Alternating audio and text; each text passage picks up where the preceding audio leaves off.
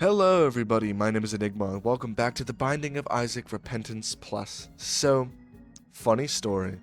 While I was recording this video, I was testing out some new audio, and forgot to unmute my mic. So, this is what we're doing. Regardless, we will be playing, Apollyon today. And your eyes did not deceive you.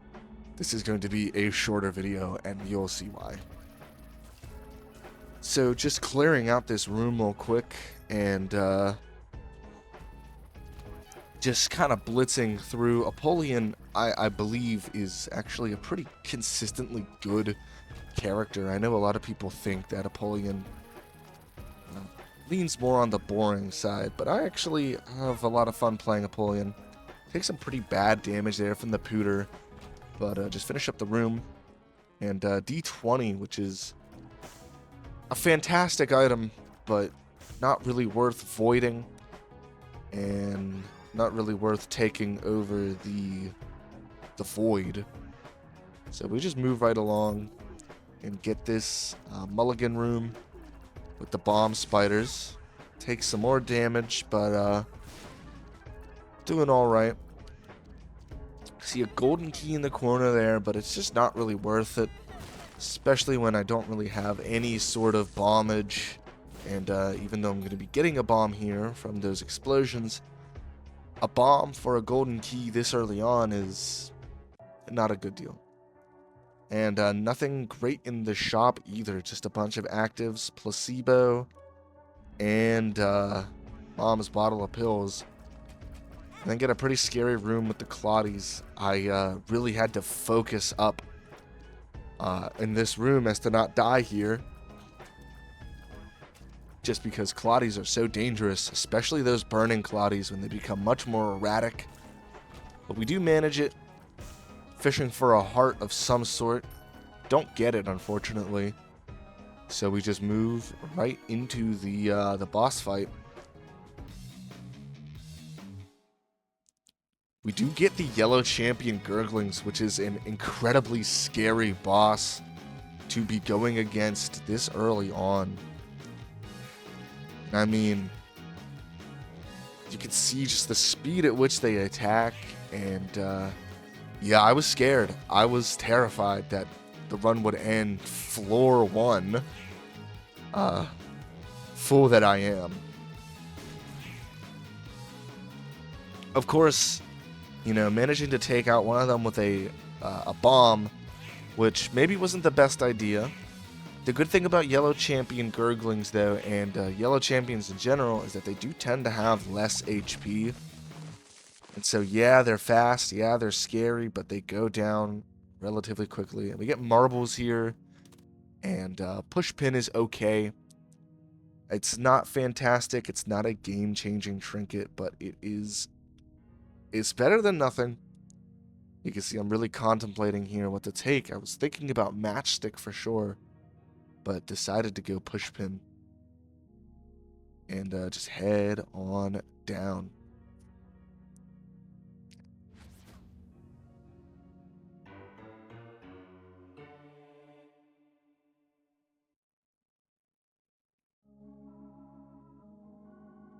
Curse of the Maze is... It's an okay curse to get. I don't hate getting it. In fact, of all the curses, Curse of the Maze might be one of the easiest to deal with. And, of course, we're back on being comfortable after the HP we got from the Gurglings. Just kind of going right along. Get a couple of tricky rooms. This big room, I mean, once you clear out the flies, it's much, much easier to just deal with these bloaties, or whatever it is they're called. And I see a great lineup for a bomb to get that bomb back and the chest, and I'm going to go for it. Big payout with, you know, all that money and that bomb. It's going to take us to the shop where, again, it's just active items. Active items that just aren't worth taking. You know, Dull Razor, if we had something like the Satchel or Piggy Bank, Dull Razor would be fantastic, but just as is, it's really nothing great. Dealing with the Army Flies, definitely one of my least favorite enemies to deal with early on. But Pushpin does help a little bit with the piercing. Definitely didn't need to take the long way around. Get a key to allow us to go to the item room. It's also going to allow us to go to Downpour.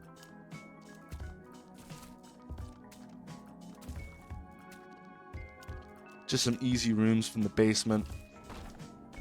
And more bombs from the chest. We are doing great on bombs.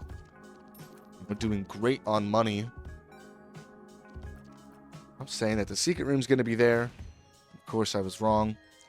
Never right. Getting a little bit more money. Think I'm fishing for petrified poop here, maybe. And maybe trying to justify going into the arcade. I'm going to go in there anyway. Was looking for fortune telling machine, but I'm going to get Spelunker's hat, which is really an underrated item. And we're going to also fish for Stopwatch, and of course we're going to get that too. Stopwatch being just an insanely strong, insanely powerful defensive item. Spelunker's hat is going to reveal to us where our secret rooms are. It's also going to show ahead one room. It's very, very strong for avoiding things like full clears, going the wrong way, and obviously going for the secret rooms and getting some additional strong items. It actually also has one more hidden function. Anything that falls on your head, it avoids that, that damage. And we get a trinket, a soul heart from the fortune telling machine with 0 luck and 3 cents. I mean, that's lucky. That is lucky. We're just gonna continue on, trying to find the item room. There it is. You can see me debate whether or not I want to try to go for using a key or a bomb here. I am going to decide to use a bomb. But Curse of the Maze is going to push me into a combat room. Nothing too bad. Take out the champion. Then take out the mulligan. Simple, simple. And yeah, I decide here to use a bomb. I'm going to use a bomb right here to get the keeper. It is going to give me some money. High value. Just for Jawbone, which I'm going to void. Get a damage and a tears up, which is fantastic. That's exactly what you want to be seeing when you use void on mediocre items like Jawbone. Now, Jawbone is great for getting some more pickups. Pickups that you can't quite reach. But, I mean, I think I speak for everybody. You'd rather have a damage and tears up. I mean, that's just plain value. Going into a Monstro fight, and I'm feeling very confident. Monstro is easy.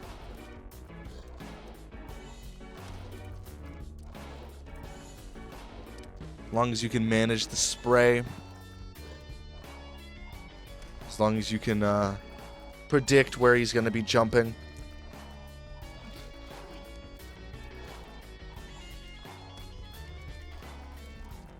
And we just get through it. Already so low because of our damage up, because of our tears up. Huge DPS up from that one void. And we come through. He's going to drop us the spoon for a speed up. And even more. Get a devil deal here, but I've decided on going angels. I'm going to jump right on down.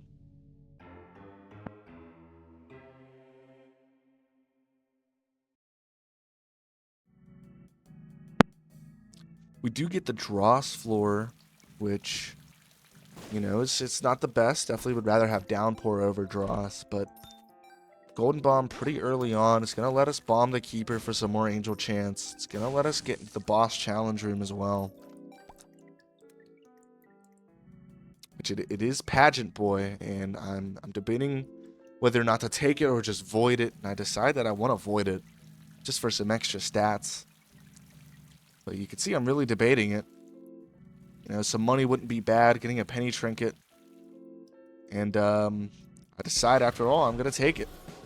Get some penny trinkets. I'm going to pick up Burnt Penny before I collect all the coins. And that's high value from Pageant Boy. A dime and a nickel and a bomb.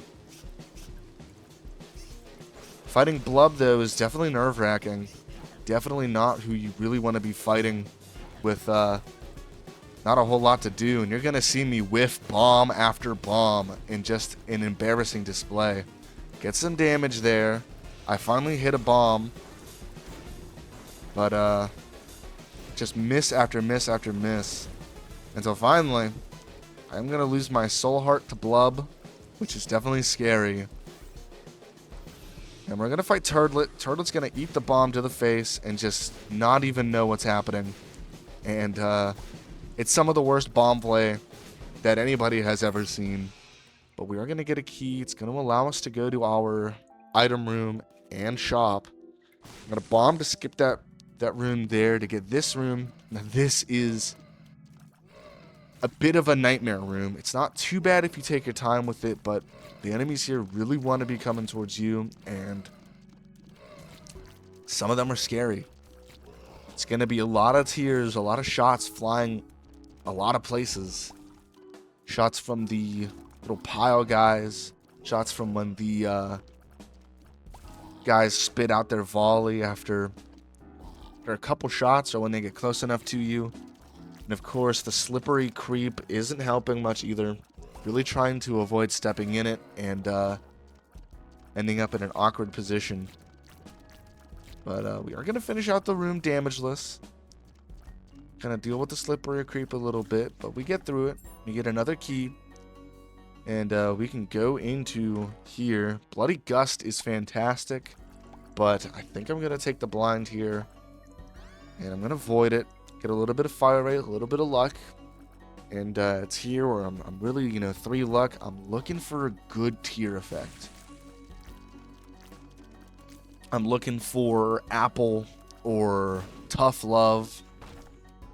And can't take that or else I lose deal chance. Coming through to just clear this room. Rooms like this are also annoying. These enemies, these like bloated ones that burst into like a rainfall. Kind of annoying to deal with. You can walk out of the room, walk back in to immediately clear the tiers. But, I mean, Hematemesis Pill is nice. And Voodoo Head. Should have bought that Soul Heart. Not sure why I didn't, honestly. But I'm going to go into the Cursed Room. And, this is going to be my fatal mistake here. I'm going to take a range up pill, take a speed down pill, and I'm going to get hit on the spikes. And you can see that it's just set in that I can't get out. And you could see just like utter despair as I try to think of really anything, but there's nothing that can be done. And I give up and I accept my fate. Floor 3. This marks the fastest death and definitely the saddest loss of the streak so far. There's just nothing I can do. So eventually you gotta give up. Gotta give in to the despair. And it's a shame. This could have been a fantastic run. I had some fantastic items. Voodoo Head. Spelunker's Hat. Stopwatch. Void, obviously. But it wasn't meant to be. So I died to the spikes. And that's that. So thank you all so much for watching. Back to 0 on the win streak. I'll see you all tomorrow. Goodbye.